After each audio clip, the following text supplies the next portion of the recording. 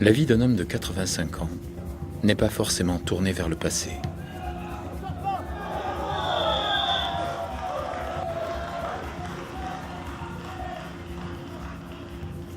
Même si le temps s'égrène, même si les années ont passé depuis sa découverte du rugby, Félix Laborde est toujours habité d'une même passion, d'une même énergie qu'il transmet au fil de ses rencontres.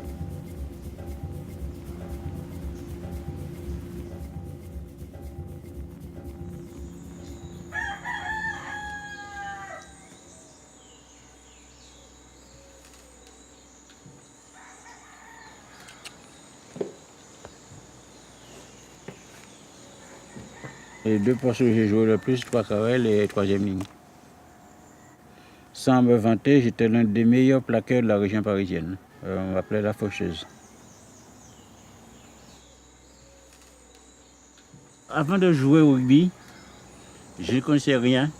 J'ai commencé par apprendre les règles. Et je me faisais un plaisir de dire aux joueurs, bien, vous n'allez pas le faire. Et ça, je voulais arbitrer. Je voulais arbitrer très tôt du reste.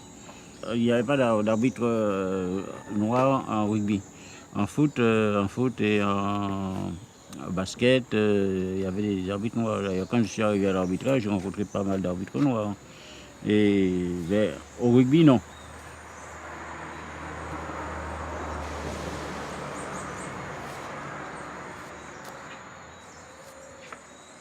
Je voulais être le premier Antillais à être arbitre fédéral. Et par la suite, j'ai été aussi le premier Antillais à la formation des arbitres.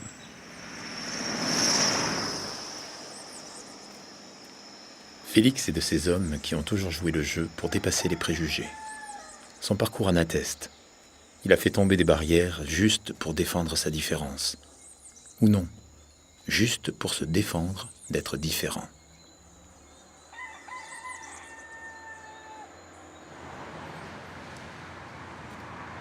J'ai arbitré les Gallois, j'ai arbitré les Anglais, j'ai arbitré les Allemands, j'ai arbitré les Italiens, j'ai arbitré les Belges. Je me suis trouvé assez bien. Je crois que c'est dans l'arbitrage que j'ai trouvé le plus de plaisir. Même s'il y avait quelques mots qui partaient, mais ça c'est le goût de tout le monde. Ouais. Tout le monde reçoit des colibés, c'est sûr. Mais ça, je ne faisais pas attention. Parce que mon point de vue, c'est de penser qu'il y a des intelligents et des idiots partout. Alors, Rencontrer un homme comme Félix, c'est régler son pas sur le pas d'un marcheur. C'est s'immerger dans son club de cœur, près de Pointe-à-Pitre, le Good Luck. Rencontrer un homme comme Félix, c'est découvrir un autre rugby de France, moins ancré, moins à son aise, et qui doit se battre pour exister. Rencontrer Félix, c'est entendre la parole d'un homme d'honneur et de principe, qui a traversé la mer et sa vie avec ses valeurs chevillées au corps. oh, la passe dans les chaussettes.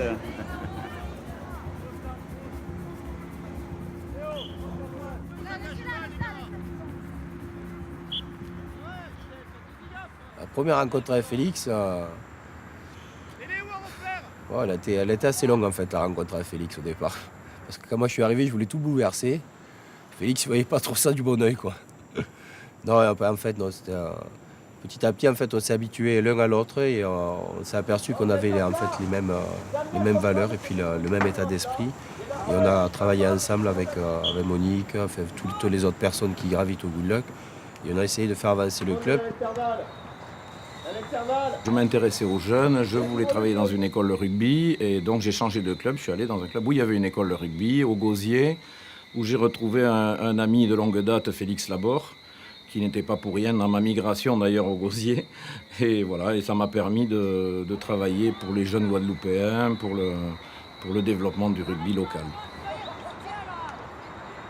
Il a amené le squelette, c'est le squelette du rugby, c'est-à-dire sa rigueur. Il a soutenu le rugby en permanence par un travail de fond, un travail de présence. On s'est rapprochés parce qu'on a la même conception de l'éducation, de l'encadrement des jeunes et de l'arbitrage. L'arbitre dans le rugby, c'est quand même un personnage d'avenir parce qu'il connaît bien les règles, il connaît bien les règlements, et pour peu qu'il soit éducateur, c'est un homme en or.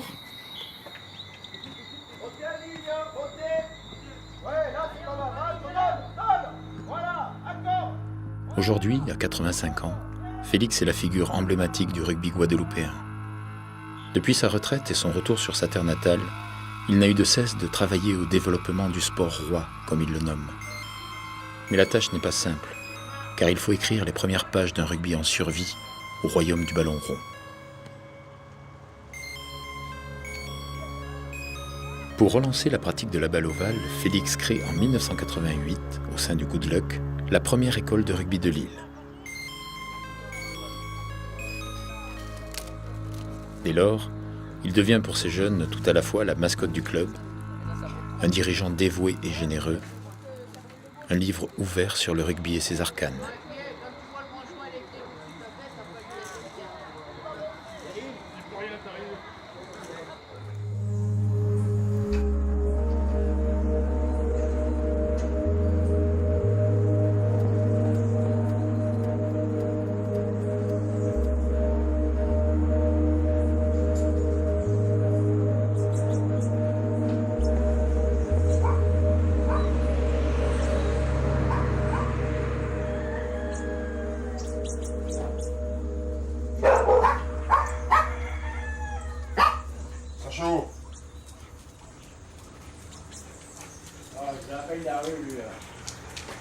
Bonjour.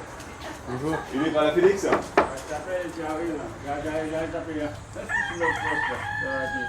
Félix? Est-ce que tu pourrais me prêter s'il te plaît la clé du stade?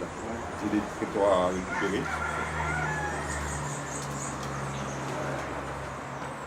Tu es le sauveur parce que moi j'ai pris une voiture de location pour récupérer les détails pour l'organisation de la finale. Et arrivé devant le portail, pas de clé. Je te remercie. Tu te remets ça tout de suite? Ouais, vous pouvez. Ok, Félix.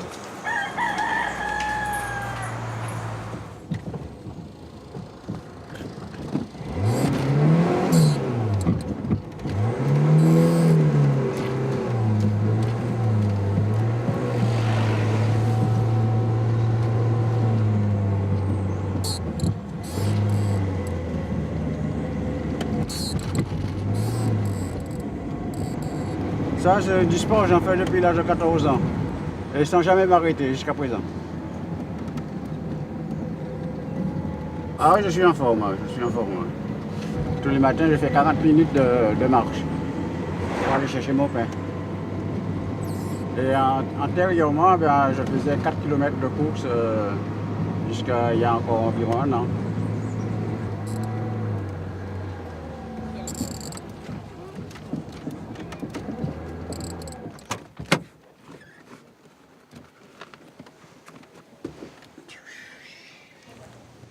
Et moi, en athlétisme, je faisais le 100, le 400, le 1500, le saut longueur, le saut hauteur, le poids, le javelot. Et ce que je n'arrivais pas à faire, c'était le 110 mètres haies, la perche et le disque. Le disque, quand je le lançais perpendiculairement à la trajectoire. J'ai dit, je vais plus laisser quelqu'un, j'ai préféré arrêter. Cet archétype en quelque sorte du pionnier sportif, ou ce qu'on peut appeler le pionnier sportif, dont on trouve encore beaucoup d'exemples, il s'explique aussi par le fait que l'histoire sportive aux Antilles est très différente finalement de celle de la métropole. Le sport jusqu'aux années ébouées effectivement, et même après, c'est un phénomène extrêmement limité. C'est-à-dire qu'on a moins de 1% de la population qui peut pratiquer. Donc il s'agit vraiment d'un petit groupe, mais d'un petit groupe extrêmement militant, convaincu des bienfaits du sport, des vertus, et qui veut absolument développer ces pratiques. Alors, il s'agit de pratiques physiques, mais aussi plus largement de pratiques culturelles. C'est-à-dire qu'on retrouve dans tous les clubs des pratiques théâtrales, des pratiques de littérature, et on pourrait parler d'une sorte d'humanisme sportif. C'est-à-dire qu'on on pratique plusieurs activités. Il n'y a absolument pas de spécialisation, même si on excelle dans une activité, on en pratique plusieurs. Et en même temps, très souvent, les sportifs font aussi de la musique, participent à de nombreux mouvements associatifs. Donc c'est un mouvement éducatif de fond, mais il faut attendre que sociologiquement, il faut attendre les années 60 finalement, et même la fin des années 60, pour qu'on voit apparaître un véritable sport de masse et qu'un ensemble de populations plus important accède aux pratiques. Bien, il faut dire que j'ai commencé à faire du sport, j'avais 14 ans, j'étais encore à l'école. Et puis à 16 ans, je suis entré au mouvement des éclaireurs de France. Le mouvement des éclaireurs de France, ça combine sport et culture. On fait du culturel et en même temps du sport. On fait du camping, on voyage, on fait de l'orientation, on apprend l'alphabet morse, on apprend à faire la cuisine, à faire du feu. Et tout ça entre dans la formation d'un homme.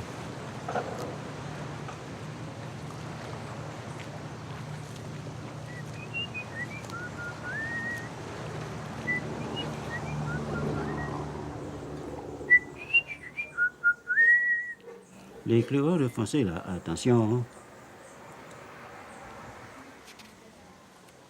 L'éclaireur n'a qu'une parole.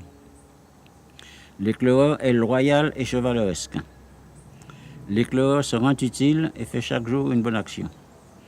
L'éclaireur est l'ami de tous et le frère de tous les éclaireurs. L'éclaireur est courtois et respectueux des convictions des autres. L'éclaireur est bon pour les animaux. L'éclaireur sait obéir. L'éclaireur travailleur, économe, respectueux d'autrui. L'éclaireur est propre dans son corps, ses pensées, ses paroles et ses actes. C'est cette loi que j'ai mise en pratique depuis l'âge de 16 ans. J'essaie de la suivre autant que je peux. Et ça m'a permis d'essayer de comprendre les gens, de ne pas voir tout en noir, de savoir quand même que il y a le bon et le mauvais, et il faut faire la part des choses dans certains cas. Il faut être indulgent. Et, être indulgent pour les autres et exigeant pour soi. Être indulgent pour les autres et exigeant pour soi. Avec une telle devise, l'arbitrage ne pouvait être qu'une deuxième nature pour Félix. La rencontre avec le rugby paraissait plus improbable. C'est à Paris qu'il fut séduit par l'engagement physique du jeu et la complexité des règles. Sa force de caractère allait faire le reste. L'arbitre est un directeur de jeu. On ne saurait admettre aucune discussion sur les décisions de l'arbitre qui seront sans appel sur les questions de fait. Point. Joueurs et dirigeants doivent complète obéissance à l'arbitre. Cette définition devait l'avoir constamment en mémoire. Et savoir que sur un terrain, c'est vous qui décidez. Félix Laborde, je l'ai rencontré lors de formation d'arbitre. Parce que c'était quelqu'un donc, qui aime ce milieu. C'est quelqu'un qui aime le rugby déjà, qui est extrêmement rigoureux, hein, qui aime la règle, qui aime le respect de la règle, qui aime la transmettre et qui aime le rugby dans sa rigueur, dans sa logique, dans sa propreté. C'est pour ça qu'il est devenu formateur d'arbitre. Donc, attends, Félix, dépliquez d'abord. Bon. Je posais la question, si le joueur qui va marquer un essai touche le fanion du poteau de touche. Le fanion, c'est cette petite chose. Hein. Il n'y a pas ici. Voilà ici. Alors, un joueur pose le ballon ici, mais avant de poser le ballon, donc de faire un toucher à terre, oui, le fanion est tourné dans l'autre sens. Il touche le fanion, mais il ne le frôle pas, il le touche. Alors ça, c'est une règle qu'il faut connaître. Parce que moi, j'ai essayé. Félix va me donner la réponse. Oui, il a essayé. Le fanion ne fait pas partie du piquet. D'accord. Attendez, en plus, si on a des... Je suis à cheval sur les règlements. Et je savais que l'arbitre avait toujours raison. Et je me faisais fort de faire admettre. Et il faut dire qu'au départ, eh bien, j'étais le gendarme. Règlement. Je ne pensais pas au jeu. Mais on m'a fait comprendre que les joueurs sont venus pour jouer, ils veulent s'amuser. Alors, j'ai persévéré. J'ai appris à arbitrer, à laisser jouer les gars. Et je savais que dans certains cas, il fallait visser, il fallait serrer. Et d'autres fois, il fallait laisser couler. Félix Laborde, c'est le rugby. c'est le rugby guadeloupéen. C'est-à-dire, dès qu'il est arrivé, il a pris des fonctions, mais jamais des fonctions qui mettent en avant. Toujours des fonctions où le travail est plus important que l'image. Voilà. Et sa rigueur aussi font que il a maintenu une certaine discipline et le comité de Guadeloupe a cette discipline. C'est la règle, il y a une règle. Non. Attends, tu as raison de poser la question, on ne va pas passer 3 jours. Je vais pas mettre un coup de tête.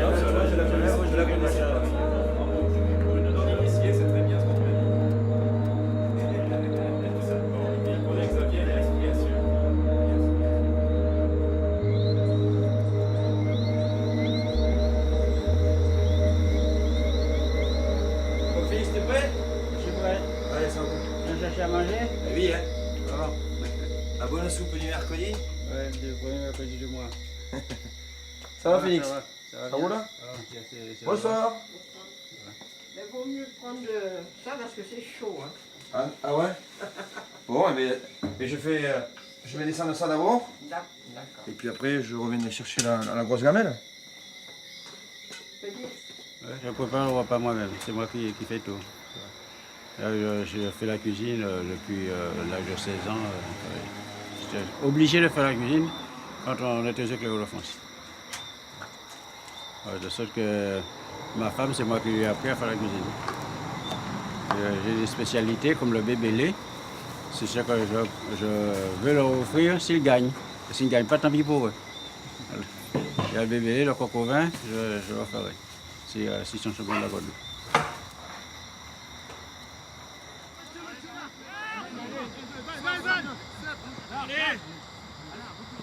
La FFR s'intéresse à nous depuis qu'on a des joueurs guadeloupéens qui évoluent en métropole, comme Dave Vainqueur, qui est à Jeun. Il y a eu Ken, son frère, mais qui s'est arrêté à Narbonne ou Béziers, je crois. On a eu un Bastaro qui joue en Pro D2, je crois vers Gaillac ou un club comme ça.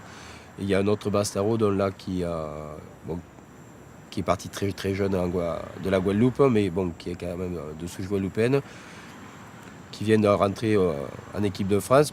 Je pense que c'est très bien, il faut continuer à travailler, montrer que les joueurs guadeloupéens ont du talent et que les éducateurs guadeloupéens et les clubs guadeloupéens peuvent aussi faire de la formation et sortir de grands joueurs.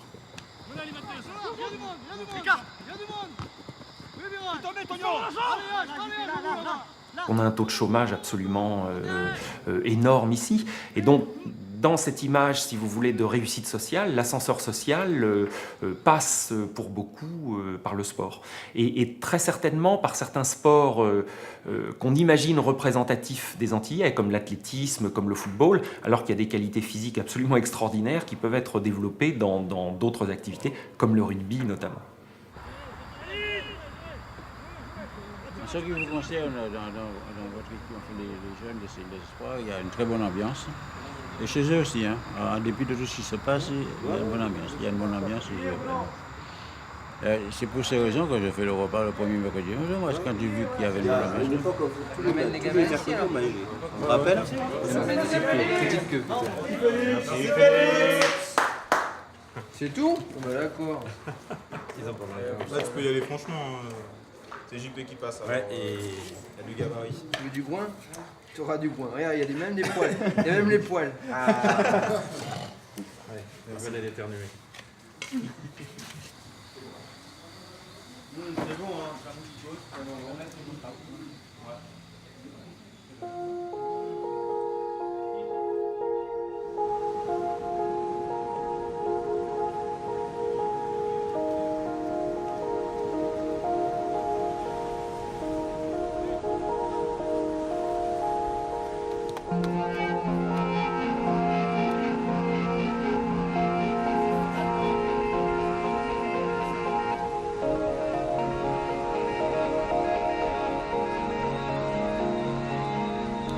Le meilleur rugby dans nos régions, c'est un rugby à effectif réduit.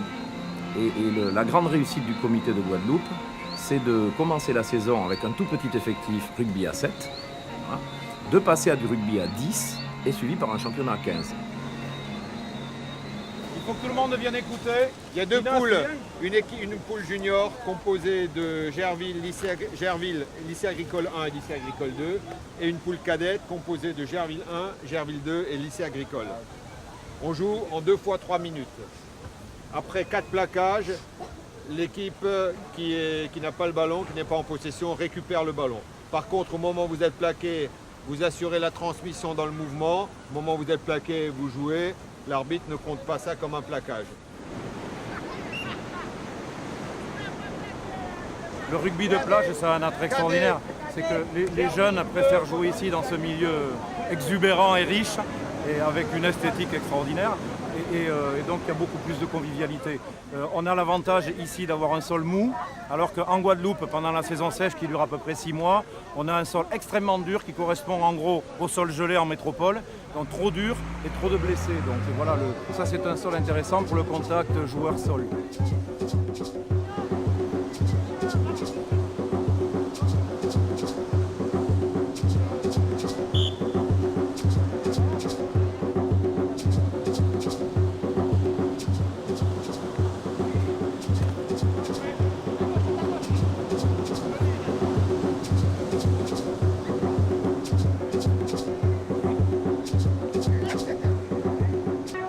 En UNSS, on a la chance de pouvoir attraper quelques joueurs qui n'ont plus envie de faire leur sport favori, et en particulier le football.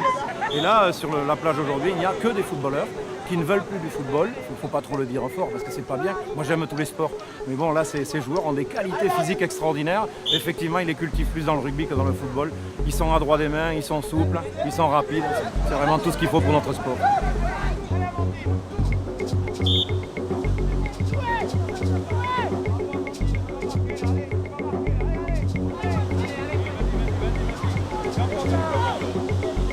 Ce qui est fantastique, c'est qu'on a des joueurs qui ont des problèmes effectivement tactiques et techniques, hein. Mais par contre au niveau physique et plaquage, le plaquage est basé beaucoup sur la vivacité. Ils sont destructeurs, là, tout en restant corrects.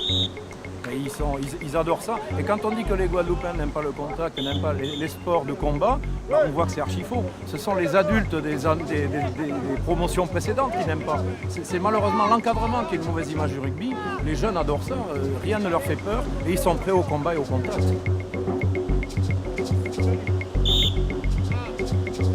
Combien ça fait, Jean-Marc? Pour les vainqueurs.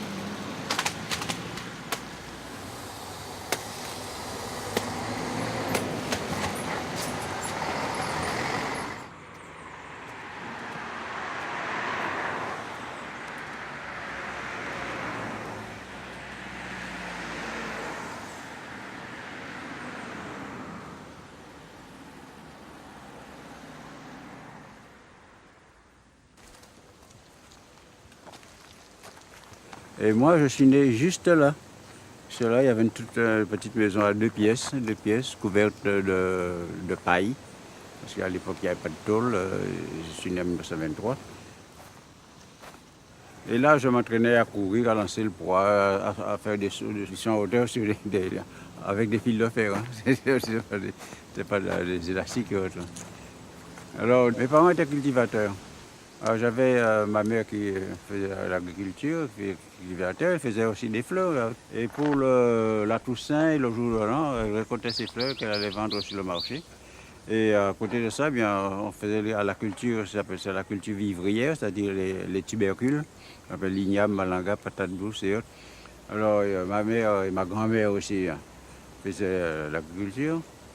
Mon père, je ne l'ai pas connu, puisqu'ils se sont séparés, j'avais 20 mois, et mon frère avait 14 jours, et je ne l'ai jamais revu. Alors, ce que je ne connais pas. Alors, j'étais élevé avec ma mère, et puis mes tantes et mon oncle, qui m'ont suivi depuis mon enfance jusqu'à ce que je parte, quoi. Toute ma période scolaire a été arrangée par eux, quoi. Ils ont fait nécessaire pour me permettre de m'élever dans la vie.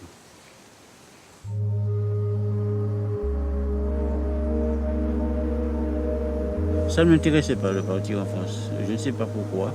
Je pense que j'aimais mon pays. Je voulais rester en Guadeloupe. Et c'est mon oncle qui a insisté pour que je parte pour faire les études. Moi, je ne pensais pas du tout. Et j'ai beaucoup pleuré en partant. Et quand je suis arrivé en métropole, je pleurais presque tous les jours parce que je revoyais mon pays. C'était pas la même vie, c'était pas la même ambiance. Les gens n'avaient pas la même courtoisie que je trouvais en Guadeloupe. Je n'avais pas la même solidarité. Je passais, je voyais quelqu'un, bonjour, as-tu besoin de quelque chose? Oui, je peux te rendre service. Alors que là-bas, c'est chacun pour soi. C'était un égoïsme, si on veut parler ainsi. Quand je suis parti, j'ai dit je vais en métropole, au bout de 2 ans, je reviens.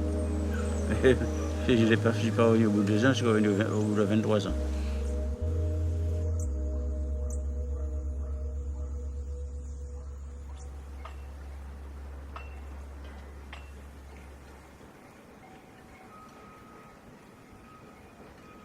Les Antillais qui partent en France avant les années 60, majoritairement sont des Antillais d'une classe moyenne ou d'une classe aisée, qui vont poursuivre des études sur place, La sociologie de cet exode, en fait, va profondément changer à partir des années 50. C'est-à-dire que ce sont les gens qui ne trouvent plus de travail sur place, qui progressivement vont, contraints ou volontairement, partir vers la métropole pour essayer de trouver du travail qui n'est pas offert sur place. Et donc, dans ce cadre-là, les rapports, si vous voulez, avec la métropole sont toujours extrêmement complexes, extrêmement ambigus aussi, puisqu'il y a à la fois une part de désir, mais à la fois une part de rejet. N'oublions pas en plus l'accueil réservé aux Antillais, qui n'est pas toujours extrêmement favorable, d'autant plus qu'ils sont très souvent confondus avec des Africains, et donc on oublie, si vous voulez, leur statut.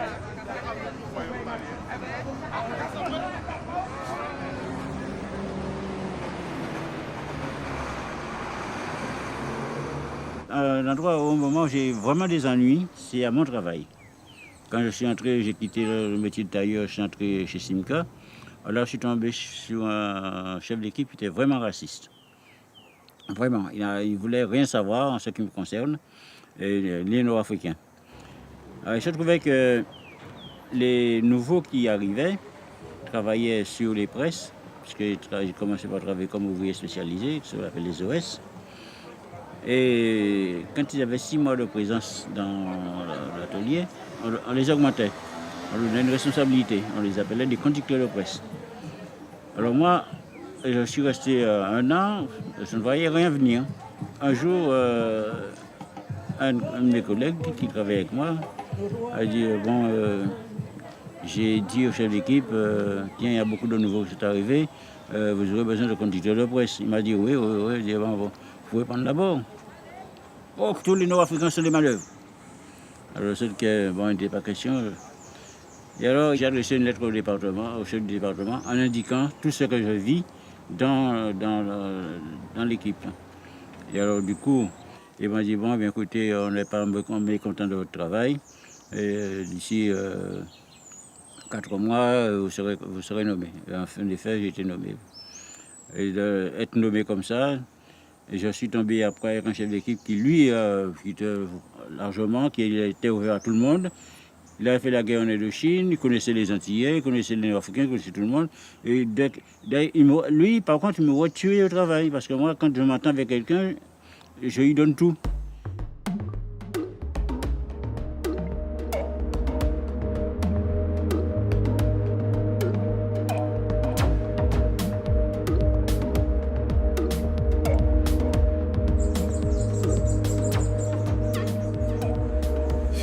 si tu t'assois à côté de lui, il va te parler, quoi. C'est quelqu'un qui est très bavard, qui a beaucoup de choses à dire et qui a en plus une mémoire assez hallucinante et donc qui a plein de choses, plein d'anecdotes à te raconter. Et moi, c'était une mine pour connaître la culture antillaise, connaître la culture actuellement et puis comment elle était il y a 50, 60, 70 ans en arrière, quoi. Donc pour moi, c'était vraiment la personne rêvée pour m'intégrer et découvrir la Guadeloupe.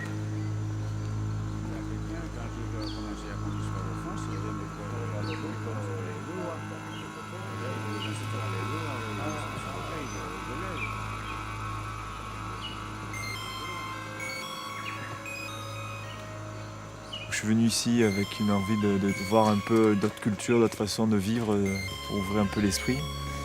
Et je suis venu première fois en vacances et je pensais plus voir beaucoup d'hôtels, des plages et que des touristes partout, alors qu'en fait c'est vraiment une toute petite partie de l'île qui est comme ça. Et tout le reste est très sauvage, très nature. Et donc là je suis parti dans cette formation d'accompagnateur en moyenne montagne en milieu tropical. Parce que je retrouve ce milieu naturel, d'accompagner des gens, d'avoir des échanges avec d'autres personnes.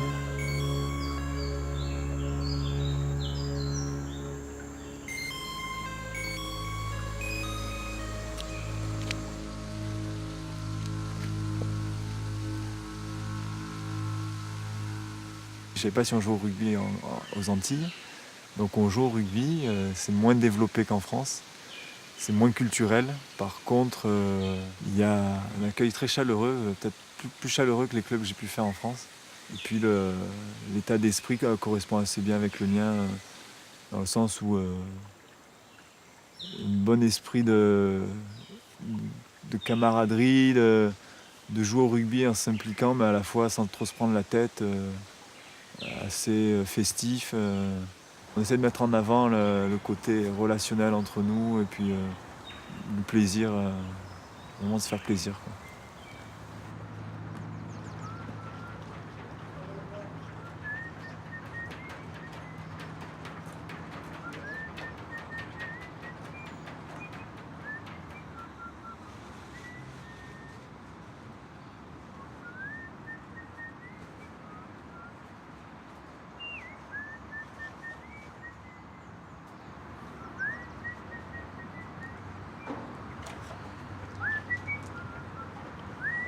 Et j'ai oublié de prendre des lumières, les gars. Regarde le Je vais les là, Non, tu vas pousser sur le métal. Ah, le coussin du jour. Ah oui, bien sûr. On va le monter. Tiens, parce que je sais pas comment faire. Réfléchis. Alors là, on va se faire un petit week-end rugby, stage de rugby. C'est pas une tente que j'ai. Alors c'est pas trop but rugby-sique non plus, quoi. C'est plus histoire de créer beaucoup de liens entre eux. De les faire sortir un petit peu de chez eux, quoi, parce que c'est vrai qu'en Guadeloupe c'est pas évident pour eux entre potes de se rejoindre, parce que tout en étant petit, la Guadeloupe c'est tout un problème de transport quand les parents ne sont pas tout à fait disponibles, parce qu'il n'y a pas de transport en commun le week-end, donc ils ont énormément de difficultés en fait à se retrouver entre eux et à passer un petit peu leur adolescence, quoi. En fait, c'est pour tourner le gazon. On vous a pas dit, mais c'est pour tourner le gazon, ça. Là, ça fait 3 ans qu'on va sur la métropole sur Thuir faire un tournoi. Donc cette année où il y avait quand même 3 clubs anglais, qu'il y avait un club de Paris. Et sur 16 équipes minimes engagées, on s'aperçoit qu'on finit quand même 6e. Donc on est très loin d'être ridicule malgré notre manque de compétition locale. On a des difficultés à faire des championnats pour les jeunes et à fédérer un petit peu les autres clubs et pour qu'ils s'investissent plus dans les écoles de rugby. Alors là, c'est une superbe grosse cagade. Là, j'étais Alors, on a Laurent qui veut pas du ballon parce qu'il a peur de prendre un cachou.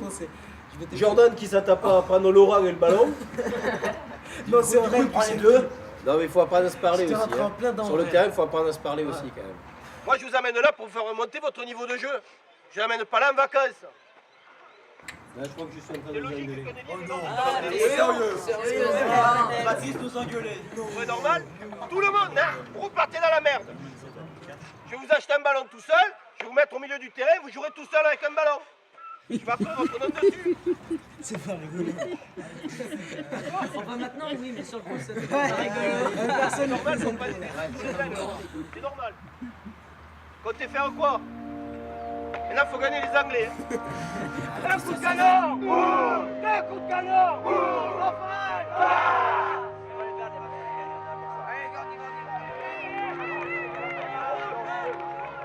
Here we go!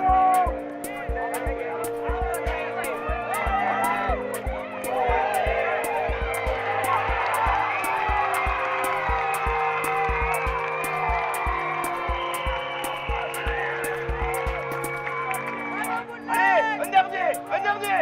Allez, marquez!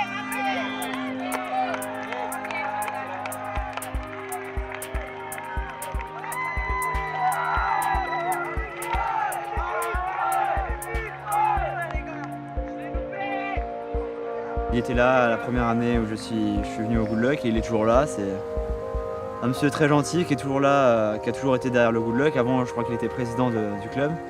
Et aujourd'hui, il est encore avec nous pour nous regarder jouer, pour apporter ses conseils. Un monsieur très gentil et que tout le monde aime bien ici. C'est le monsieur du Good Luck, c'est monsieur Good Luck si on peut dire. C'est l'un des premiers arbitres noirs à être international. Donc ça prouve que les choses évoluent. Donc c'est un honneur d'avoir Félix dans notre équipe. Ça nous motive aussi.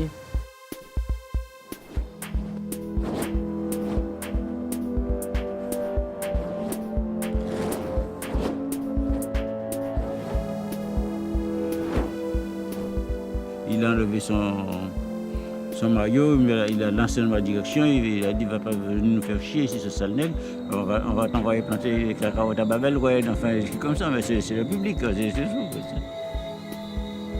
Il y a toujours eu des difficultés pour les gens différents, que les gens soient de couleur ou qu'ils aient d'autres différences. S'il a subi quelques agressions verbales sur le fait qu'il était antillais, il s'en est jamais plaint. Il a toujours mis ça sur l'aspect sportif et sur l'aspect culturel, c'est-à-dire dans le rugby, l'arbitre c'est toujours celui dont on se plaint. Quand on gagne, c'est parce qu'on est bon, quand on perd, c'est à cause de l'arbitre. Mais ça, on le connaît, on connaît cette culture. Les gens, ils veulent gagner, ils gagnent, ça va, ils ne gagnent pas. J'ai eu un président de comité qui était président aussi de club. À la fin du match, il avait me trouvé, il m'a dit écoute, je t'ai engueulé pendant le match, mais maintenant c'est terminé, c'est fini. Hein.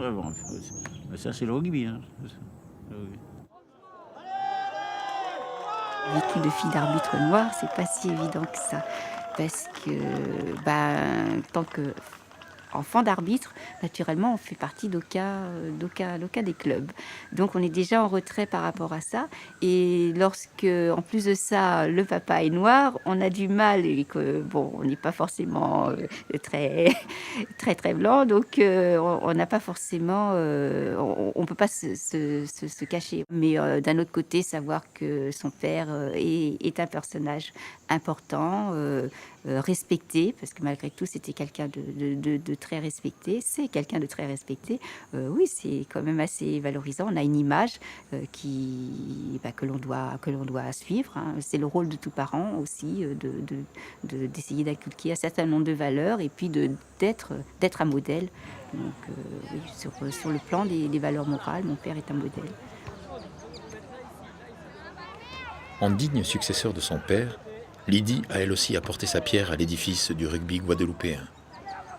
En créant son projet interdisciplinaire « Voyage autour du monde du rugby », elle a lancé la pratique de ce sport en UNSS dans son collège de Sainte-Rose.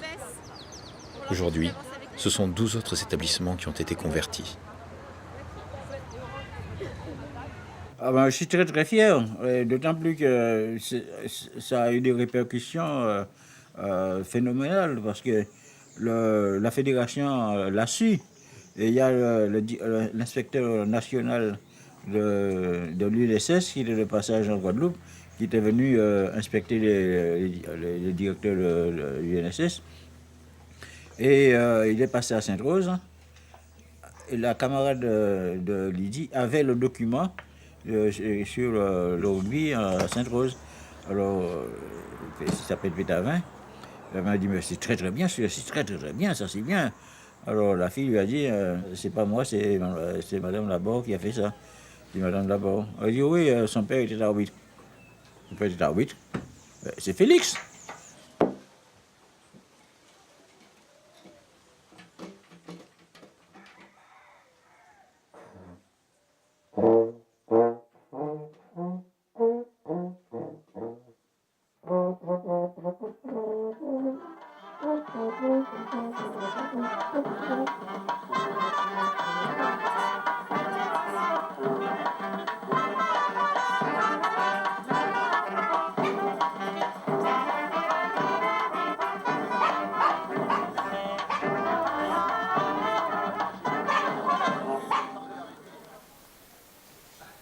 C'est un champêtre. Là, ça fait 3 ans que je n'ai pas touché, là, les muscles des lèvres sont partis. En Guadeloupe, les gens à l'époque aimaient des sérénades. Alors nous partions jouer, nous partions chanter devant les maisons des filles le soir. Et je me rappelle quand je suis parti pour la Guadeloupe, je suis allé chanter devant la maison d'une fille. Et j'avais chanté « Attends-moi mon amour ». Et je suis parti en 46, je suis revenu en 69.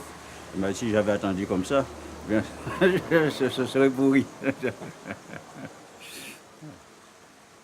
Attends-moi mon amour, avec un peu de chance, je serai bientôt de retour. Prenons patience. Attends-moi mon amour, dans ce beau coin de France, qui fut témoin de tant de jours, plein d'insouciance. Et comme aux heures du passé, notre existence pourra, je pense, recommencer. Attends-moi, mon amour. L'éducation, c'est une éducation assez sévère, assez stricte. Il fallait respecter les parents. Il fallait savoir obéir. Il n'était pas question de désobéir. Il fallait être très poli. Et alors, j'aime autant vous dire que pour être battu, on l'était. Avec des branches d'arbres, ils appellent ça des lianes. Et on choisissait le plus souvent celles qui ne se cassaient pas. Alors, on recevait peut-être pendant 2 minutes des coups de baguette comme ça. Il nous était interdit de parler le créole. Interdit. J'ai commencé à parler le créole en métropole. J'avais déjà 25 ans quand j'ai commencé à parler le créole. Papa nous chavoyait, pour nous pas jamais tes bêtes fois, tant de prières. Non, mes femmes jamais. En 1930, la Guadeloupe est une colonie. Il y a plus de 60% de la population qui travaille dans la canne. Donc on est dans une population essentiellement rurale, très pauvre. C'est un pays qui n'est absolument pas pris en considération.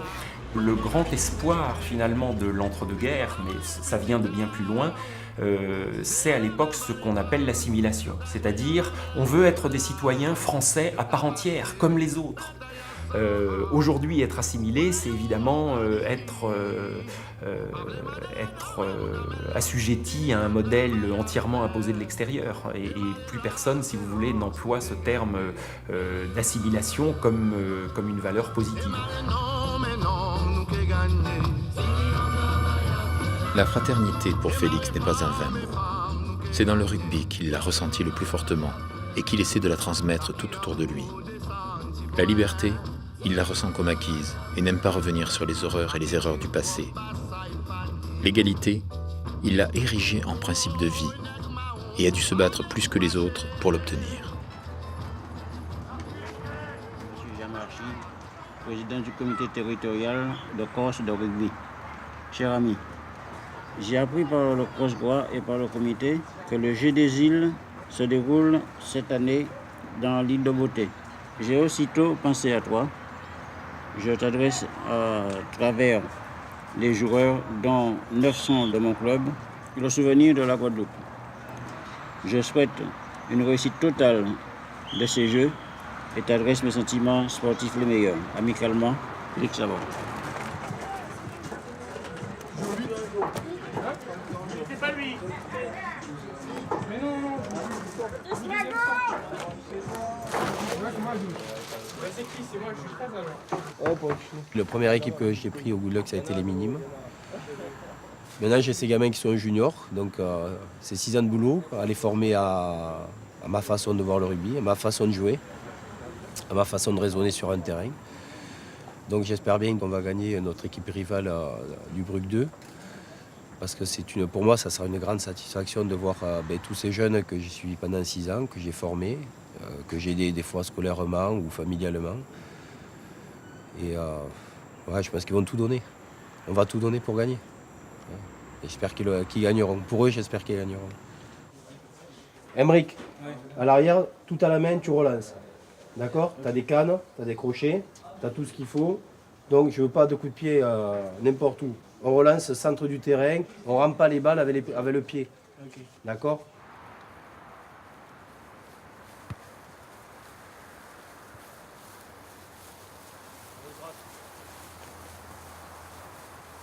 Le rugby est un des rares sports à grosse capacité d'intégration, d'assimilation et de mélange. Parce que quand on joue au rugby, on ne s'occupe plus de rien, si ce n'est le collectif et l'ambiance après. Il est extrêmement éducatif. Et pour nos jeunes ici, mais je crois que c'est la même chose dans les banlieues et dans les villes en France, il est extrêmement socialisant. Et je peux vous assurer que les enfants qui ont joué au rugby en Guadeloupe, qui étaient un peu perdus dans leur quartier, un peu isolés, ils ont trouvé des amis au rugby. Alors les amis au rugby, on ne va pas parler que de rugby, on va parler d'informatique, de musique, de draguer les filles, etc. Voilà, on va parler de plein de choses comme ça. Mais des années après, ils restent amis. C'est-à-dire que 2-3 saisons ont suffi pour suturer, pour cimenter des amitiés extraordinaires. Et moi, je ne vis pas en Guadeloupe pour ne pas m'occuper des jeunes d'ici. D'accord? Je ne sais pas si vous le savez, Patrice, avec sa carrière, n'a jamais gagné de finale. Jamais gagné de finale. Okay? Je sais que vous avez énormément de respect pour ce garçon et cet entraîneur. Okay? Je vous demande d'être 14 avec lui. Vous jouez correct, vous jouez sur vos atouts, mais faites-lui ce cadeau-là, parce que depuis ce matin, il a les boules, parce qu'il sait que c'est peut-être la dernière. Faites ce que vous avez à faire, rien de plus. Ok? Faites-lui ce cadeau-là. Je compte sur vous. Merci. Oui. Oui.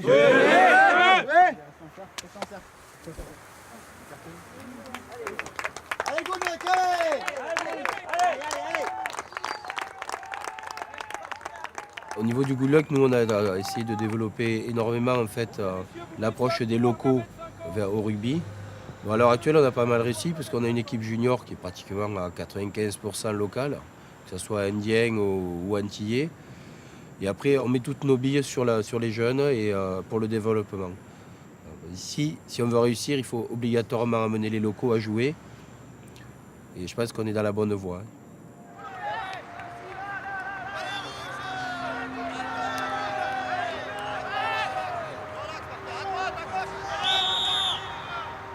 Il est en jeu, bon sang!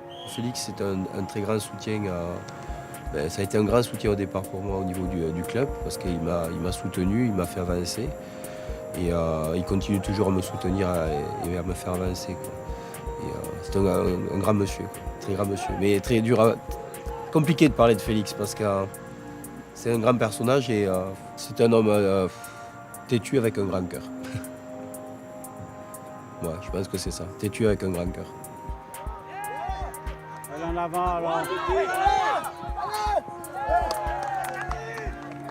Mais déjà, il a apporté tout son dynamisme et sa connaissance. Donc il a ce cadre et c'est un peu comme un rail, quoi. Vous savez que Félix, il nous guide et c'est vraiment un super guide, quoi. C'est à 15 mètres la tour à l'aller. Je crois que c'est le président du comité qui disait que j'étais le petit Félix en plus jeune. Ça fait plaisir. C'est un peu de la famille, quoi. Félix, c'est un peu le grand-père à tout le monde, quoi. C'est le grand-père à tous, quoi. Allez les vieux! Les vieux qui nous mettent en avant. Magnifique. Papa nous chavoyait, pour nous pas jamais te pète froid, tant de prières. Non, mes femmes, j'ai prié pour nous vivre. J'en nous dois être. C'est ça qui m'a liberté. En nous, pas décevoir. Combat là, pas pour gagner.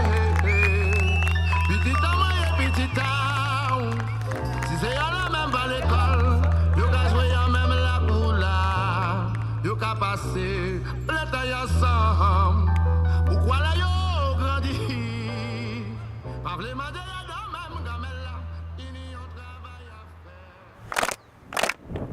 faire. Succès terminé! Voilà, succès, succès! À Beauville, pour me casser! À Beauville, pour me casser!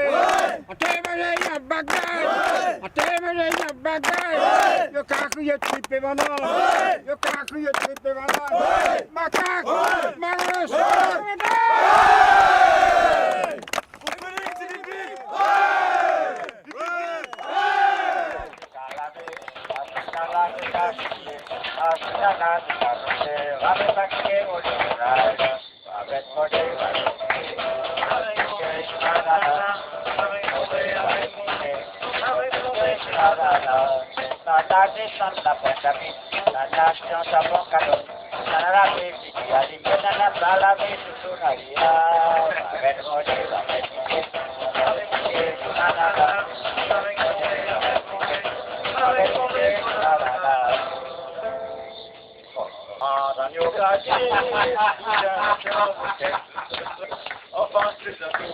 Enfant Jean-Bel Pézano, enfant Jean-Bel Fessuyer, enfant Jean-Bel Magas, en bouquet Jean-Bel Kizama, mon préféré bouquet Lapito, dans l'occasion, du chien ancien bouquet.